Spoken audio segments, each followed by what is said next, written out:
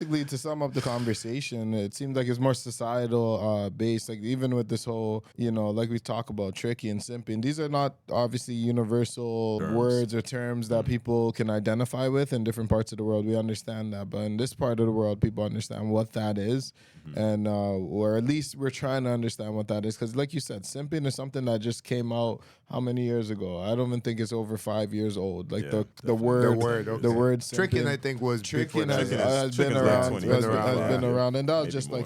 that was obviously always categorized on spending excessive money or even money just on a woman that's not your woman, especially.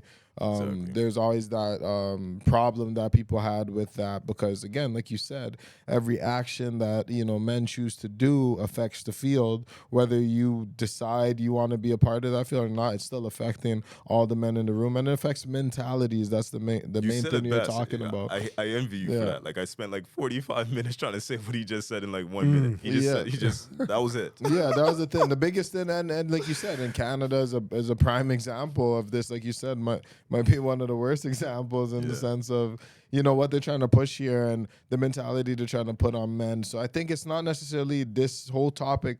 It's not about men, women, dating, and all that type of stuff. I think it's about kind of the attack on masculinity, and I think that men that are speaking on this type of behavior, even though it can seem silly, people are, what are you talking about simping for? Who cares? Yeah, just do what you do. They do what they do, and people like to be dismissive. But the point of why we're tackling this is because that dismissive attitude is what propagates movements like feminism to take over, because they're like, well, if you're going to be nonchalant about it, if we're not going to have any challenges to the come to the field, keep playing well, with then that. we win by default.